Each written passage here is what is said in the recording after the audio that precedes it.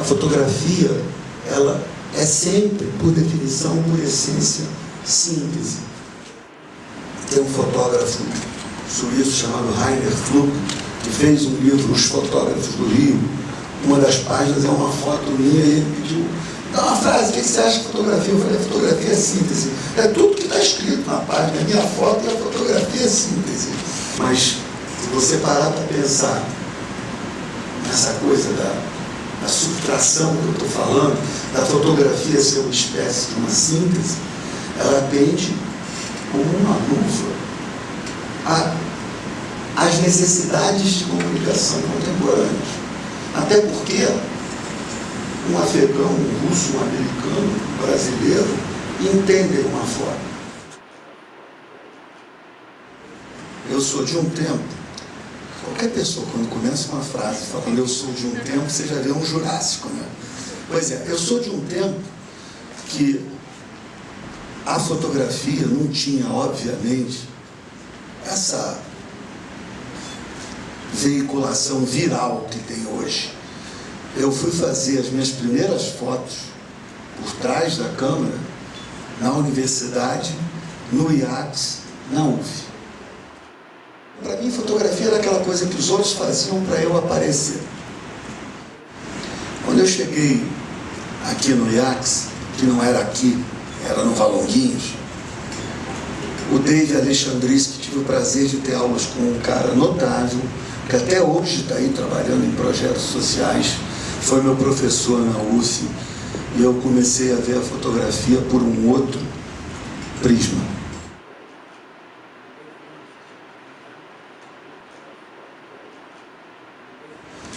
Eu me encantei pela fotografia por entender o processo. Eu vinha de 2 anos de engenharia eletrônica, e aí dei aquele dropout, percebi que não era minha, fiz um vestibular para a UF, entrei em comunicação, e quando a fotografia começou a me ser apresentada, o engenheiro dentro de mim sentiu um encantamento que dava sentido a tudo aquilo que eu ouvia no curso de engenharia e não me atendia. Então, o meu encantamento com a fotografia foi meio assim de uma revelação, um processo, etc. e tal. Isso tem um dado bom para compartilhar com vocês e para me justificar como professor, que a universidade, a UF, a fotografia na universidade me foi absolutamente crucial. Eu aproveitei que na época o IACS tinha o departamento de cinema, não era um curso autônomo, era um curso, era um departamento dentro do curso de comunicação. Então eu fiz, antes de me formar, eu fiz várias disciplinas de imagem, do curso de cinema, do curso de comunicação, fui monitor de fotografia, de modo que quando eu terminei o curso, eu já estava trabalhando como fotógrafo, já tinha um estúdio na Graça Aranha, fazia de tudo, book, casamento, fotografia documental, mas assim, foram 4 anos de arte, respirando fotografia, que me fizeram fotógrafo. O magistério entrou na minha vida, por incrível que pareça, por um desses acasos que não são tão fortuitos assim, foi a partir de uma performance minha na UF, como monitor, que o Nilson Lage, um jornalista notável, que à época coordenava o curso de comunicação social da Gama Filho, me chamou para dar aula lá. Falei, mas como assim dar aula? Você vai ser um bom professor, eu te vejo como monitor na UF. Vai lá, poeta, ele me chamava de poeta, vai lá, poeta, e por favor, me ajuda. Alguém viu em mim um professor. Eu demorei uns 10 ou 15 anos para ver em mim um professor. Eu me formei em jornalismo, me formei em ciências sociais, trabalhava como repórter no Jornal do Brasil, como redator, depois como editor. Então, assim, a minha vida estava muito ligada ao texto no campo do jornalismo e no campo profissional fora do jornalismo, no campo da fotografia. Eu era um fotógrafo autônomo. Chegou um determinado momento que eu comecei a me sentir mais professor, Aí eu fiz um concurso para o UFRJ, tinha uma vaga, eu passei. 3 anos depois, isso em 1980, 3 anos depois abriu um outro concurso aqui no IACS, eu falei, será que eu tento voltar para Jaízes? Aí quando eu passei também, eu falei, isso não é de graça, eu acho que eu sou professor mesmo. Aí eu comecei a acreditar.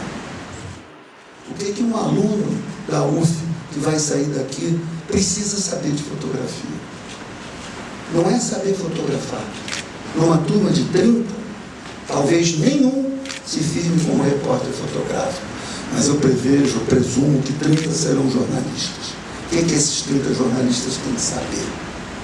É isso que eu procuro responder. Eu parto do princípio que a gente vive numa sociedade de uma imensa prevalência imagética. Nós vemos uma civilização da imagem, a expressão não é minha, do Roland Barthes, e eu parto do princípio que conhecer e respeitar essa potência da imagem é fundamental para qualquer um que está cursando comunicação social. Tem um monte de gente que não encontra um sentido mais artístico ou mais subjetivo na tecnologia, e a fotografia dá esse sentido adicional.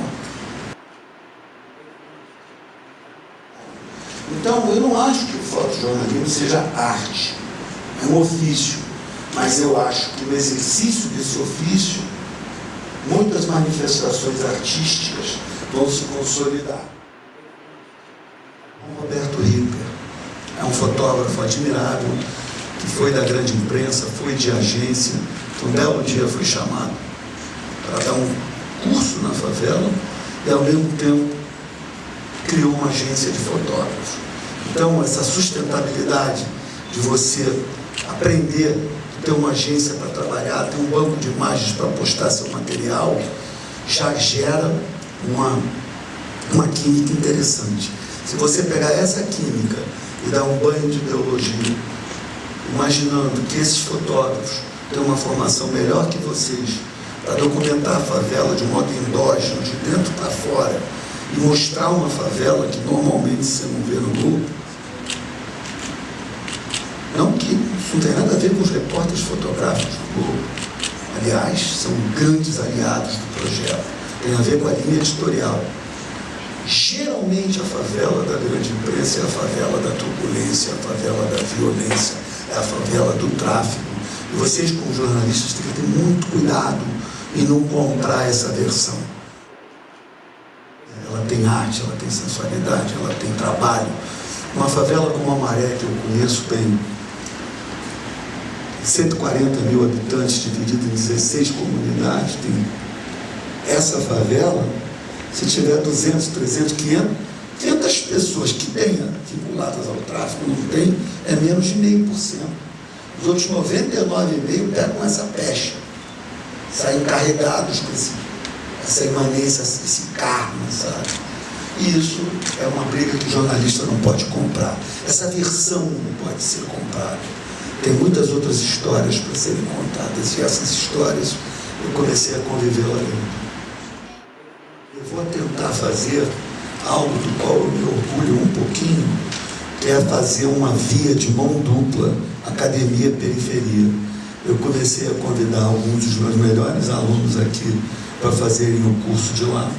Mas de lá para cá, mais de 20 alunos de federais fizeram os cursos da Maré, mas o lado mais surpreendente é que mais de 20 alunos formados pela escola hoje são universitários ou são formados em universidades públicas. Mas em 2005 eu já passei a trabalhar no Observatório de Favelas como coordenador de fotografia de um outro curso chamado Escola Popular de Comunicação Crítica. E aí o Ripper me fez um convite desses irrecusáveis de assumir a coordenação acadêmica da Escola de Fotógrafos Populares e fazer com ele um projeto para conseguir financiamento. Então a gente ficou uns 4, 5 finais de semana numa profunda imersão na minha casa, parimos um projeto e conseguimos, à época, no final de 2005, a chancela do Unicef, que liberou R$270 mil, a gente fazer um curso. Então a gente comprou câmeras digitais, câmeras analógicas, computadores, montou uma estrutura de curso em 2006 e caímos dentro. O curso tinha 540 horas aula. Agora, o que eu preciso dizer aqui, para chegar no prêmio, é que nem nos meus sonhos mais delirantes, mais utópicos, eu tinha projetado o que efetivamente aconteceu. A garotada abraçou o curso de tal maneira, a produção deles começou a ganhar tal densidade, que em 2007 eles fizeram exposições de fotografia no Centro Cultural Banco do Brasil, uma exposição chamada Esporte na Favela, no Centro Cultural da Caixa Econômica Federal, uma exposição chamada Olhar Cúmplice, e na Canning House, em Londres, uma exposição chamada Belonging. E aí começaram a gerar mídia espontânea, estavam em todos os lugares. Uma dessas publicações que eles fizeram foi uma matéria para a revista do Globo. A editora era a Isabel De Luca, quem deu a deixa foi a Marizilda Kruk. Então eles encomendaram uma matéria sobre o modo como a favela se diverte. Qual não foi a nossa surpresa que essa matéria, nessa revista, rendeu no ano seguinte o prêmio Faz Diferença para a escola. E aí a galera foi para o Golden Room do Copacabana Palace, a favela no Golden Room do Copacabana Palace, recebeu o prêmio das mãos de Sebastião Salgado e Evandro Teixeira. Eu conheci o Salgado desde Sarrel, desde 1986, mas sem nenhuma admiração maior. Era uma dessas obras muito duras sobre a fome na África, oportunidade de entrevistar em uma ou duas situações. Tenho alguns dos livros dele autografados, mas, acima de tudo, eu não estou querendo vender uma intimidade que eu não tenho. Eu estou querendo sim apregoar uma admiração. Minha paixão pelo Botafogo vem de criança, eu tinha 8 anos, e é uma paixão imagética. Acho que eu nunca contei essa história, vou contar aqui. Eu estava em São Paulo, com bica dentro de uma base aérea, meu pai é piloto, e eu estava, minha mãe, do rádio de pilha, ela estava ouvindo um jogo, Botafogo e Santos, e o locutor que anunciou o jogo, que era Clóvis Filho, meu tio, eu estava ouvindo o jogo porque o locutor era meu tio, dá para entender? Ele escreveu a entrada do Botafogo em campo de um jeito, tipo assim, entra em campo, de Garrincha, o esquadrão da estrela solitária. Na minha cabeça de 8 anos eu vi Star Wars assim.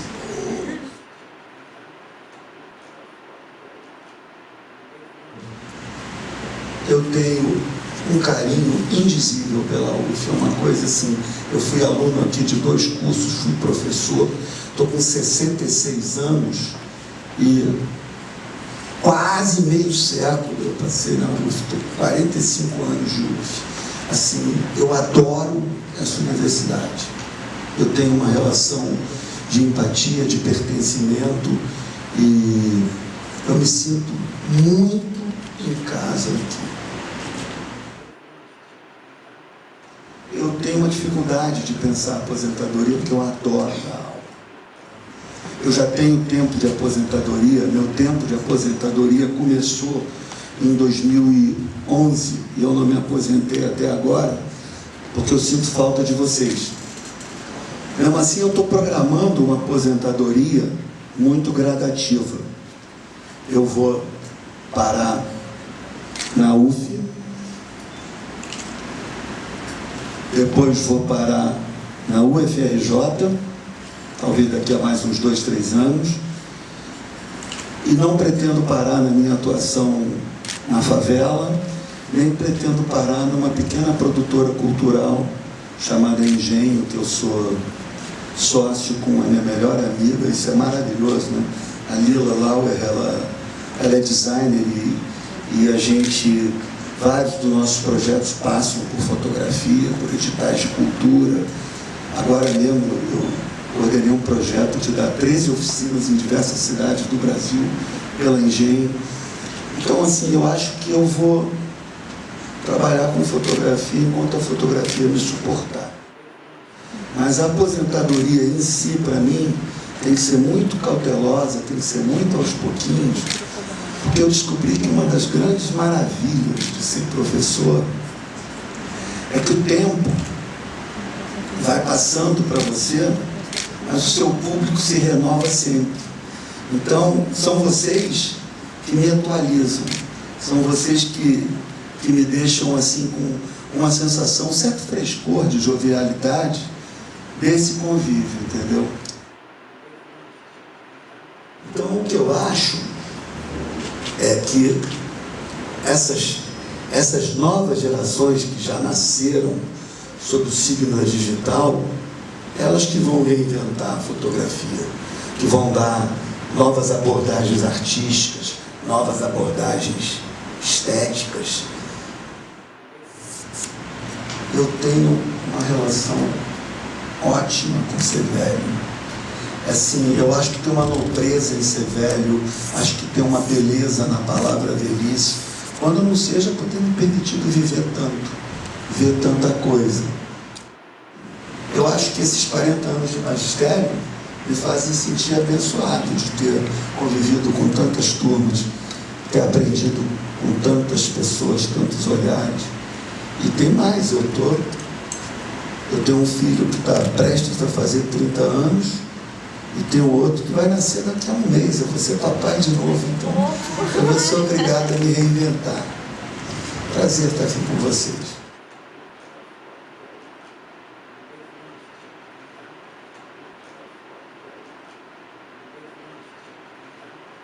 Contar uma história enquanto consertam a luz para não ser gravada.